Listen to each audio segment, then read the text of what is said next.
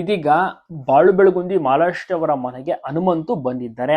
ಅದಕ್ಕೆ ಕಾರಣವೂ ಸಹ ಇದೆ. ಯಾಕೆಂದ್ರೆ ಇವತ್ತು ಮೊದಲನೇ ವರ್ಷದ ಮದುವೆ ವಾರ್ಷಿಕೋತ್ಸವದ ಸಂಭ್ರಮ ಬಾಳು ಬೆಳಗುಂದಿ ಮತ್ತೆ ಮಾಲಾಶ್ರೀ ಅವರದ್ದು. ಹನುಮಂತು ಮನೆಗೆ ಬಂದು ಕೇಕ್ ಅನ್ನು ಕೂಡ ಕಟ್ ಮಾಡಿಸ್ತಾರೆ. ಸರ್ಪ್ರೈಸ್ ಆಗಿ ಕೂಡ ಗಿಫ್ಟ್ ಅನ್ನ ಕೊಟ್ಟಿದ್ದಾರೆ. ಹನುಮಂತು ಬಾಳು ಬೆಳಗುಂದಿ ಎಲ್ಲವೂ ಕೂಡ ಒಂದೇ ಭಾಗದ ಉತ್ತರ ಕರ್ನಾಟಕ ಭಾಗದವರು. ಇಬ್ರು ಕೂಡ ಜಾನಪದ ಹಾಡುಗಳನ್ನು ಆಡಿಯೇ ಫೇಮಸ್ ಆದಂತವರು. ಈಗಾಗಲೇ ಹನುಮಂತು ಬಿಗ್ ಬಾಸ್ ಅನ್ನ ಮುಗಿಸ್ಕೊಂಡಿದ್ದಾರೆ. ನೆಕ್ಸ್ಟ್ ಬಾಳು ಬೆಳಗುಂದಿಗೆ ಒಂದು ಅವಕಾಶ, ಬಿಗ್ ಬಾಸ್ಗೆ ಬರುವಂತ ಅವಕಾಶ ಸಿಗುತ್ತಾ ಕಾದು ನೋಡ್ಬೇಕು. ಎಲ್ಲರೂ ಕೂಡ ವೇಟ್ ಮಾಡ್ತಿದ್ದಾರೆ, ಬರ್ಲಿ ಅಂತ ಹೇಳ್ತಿದ್ದಾರೆ.